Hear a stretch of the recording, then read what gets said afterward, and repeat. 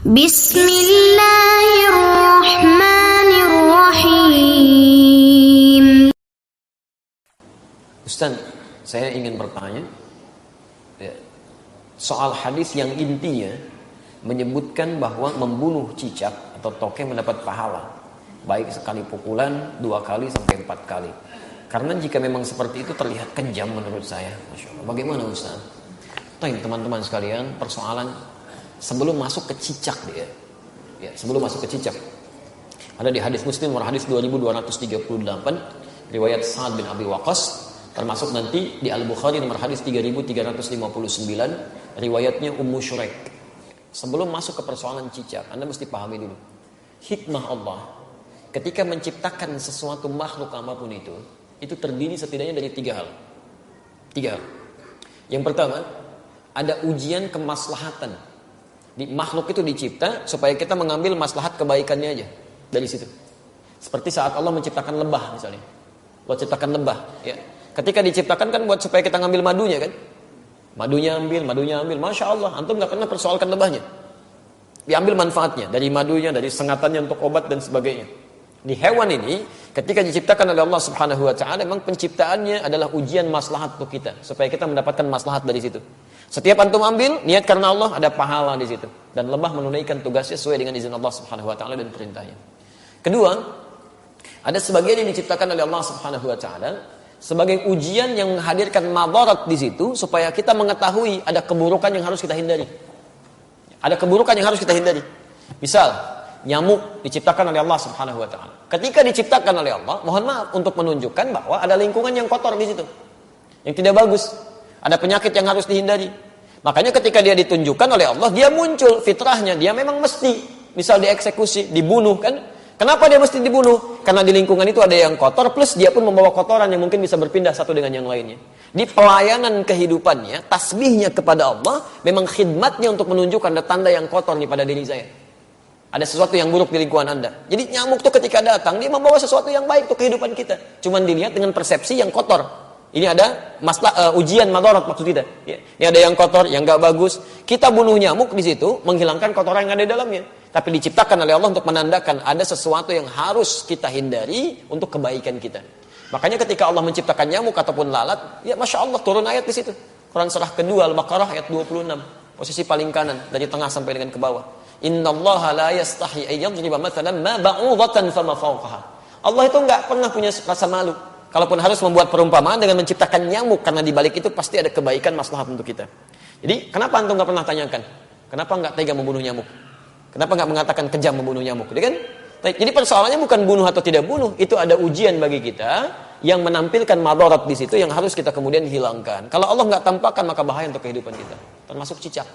Cicak masuk pada ujian madarat di samping ujian keimanan. Ya, ada madarat. Bukankah ketika cicak datang menandakan bahwa banyak kotoran yang ada di situ? Ada bakteri E. coli yang dia bawa, ada kotoran-kotoran yang ada di sekitarnya. Yang dimakannya pun yang kotor juga. Apa makanan cicak? Nyamuk. Jadi ini menandakan bahwa ketika cicak hadir itu dia diciptakan oleh Allah, bukan diciptakan untuk dibunuh, diciptakan untuk menandakan ada madarat di sekitaran itu dengan kotoran-kotoran.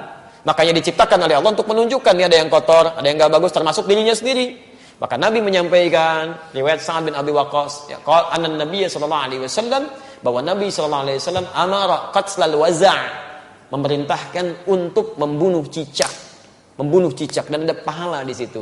Bunuhnya cicak itu seperti kita membunuh nyamuk untuk menunjukkan ada kotoran-kotoran di situ yang hikmahnya harus kita jauhkan. Memang diciptakan dia untuk menunjukkan itu, dan harus dibunuh dia. Harus dibunuh. Ketika Anda bunuh itu bukan cuma ada pahala di situ, tapi menghilangkan keburukan-keburukan yang mungkin muncul. Termasuk di situ mengusir keadaan-keadaan jin, karena jin senang di tempat yang kotor. Makanya saya bisa katakan kalau ada cicak tuh beberapa tempat, itu jin biasanya ada juga di situ. Karena senang di tempat-tempat yang kotor. Ya, senang di tempat-tempat yang kotor. Jelas di sini?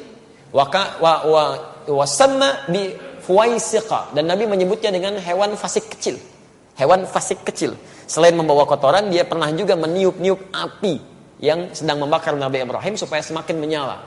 Ya, diharapkan menjadi dingin dan teduh, ini malah ditiup-tiup oleh hewan ini. Makanya ketika Anda membunuhnya, bukan cuma menghilangkan kotoran, tapi plus ada pahala di situ. Pahalanya di situ dengan sekali pukul ada 100 kebaikan, kan? Berdasarkan hadis riwayat Al-Bukhari dari Ummu Syuraik nomor hadis 3359. Dan terbunuhnya cicak itu menghadirkan bagusnya kebaikan-kebaikan dengan menghilangkan kotoran yang ada di dalamnya. Jelas di sini ya? Di antum pahami dulu ini hikmahnya. Kalau nggak paham hikmahnya, masya Allah nanti muncul macam-macam.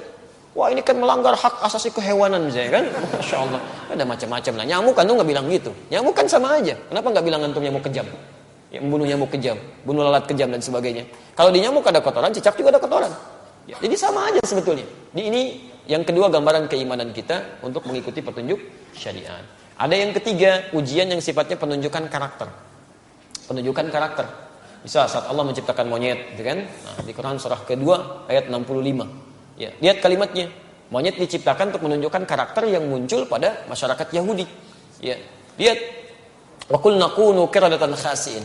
Ya, kami katakan, jadilah kalian kera-kera yang dihinakan. Kera-kera yang dihinakan. Kenapa Yahudi dikutuk menjadi kera? Kami pernah punya kajian tafsir di Tripoli. Saya mintakan murid-murid kami pada saat itu untuk praktek langsung di kebun binatang. Dan kita pernah ujikan juga di sini dengan sebagian teman-teman di Kiai. Jadi kita praktek tafsir ke kebun binatang. Dibagi kelompok, keluarkan semua ayat-ayat di Quran yang terdapat kata binatang di situ. Ada monyet, ada misalnya unta, ada gajah, ada macam-macam. Terus kita bikin kelompok. Ini kelompok unta, kelompok gajah, kelompok monyet, macam-macam. Analisis.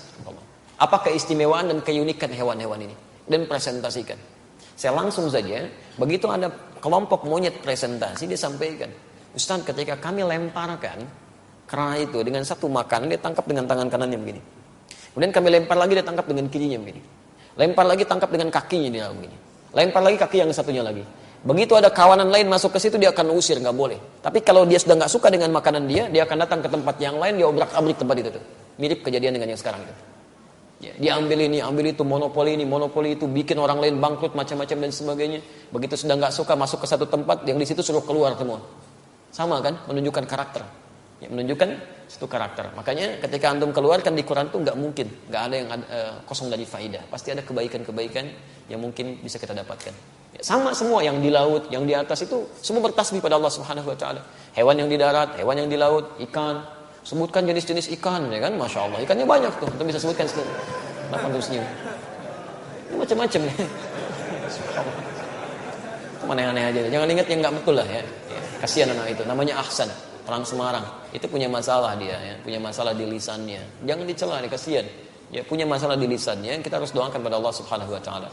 Dan kalau menemukan kesalahan dalam sesuatu hal, untuk anak khususnya dalam pendidikan di Quran, di Sunnah, itu jangan minta diulang. Jelaskan kesalahannya.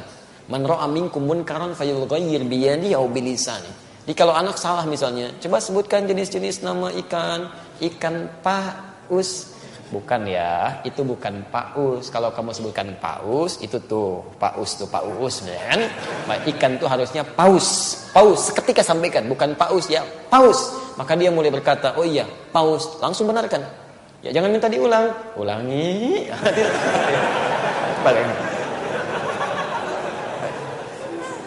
Kita tidak berbicara yang lain ya. Ini dalam konteks ini tidak terkait dengan masalah-masalah yang muncul ya. Antum jangan pancing-pancing pertanyaan yang membuat resah nanti. Besok-besoknya jadi tersangkal ya kan. Semoga Allah rahmati kita semua.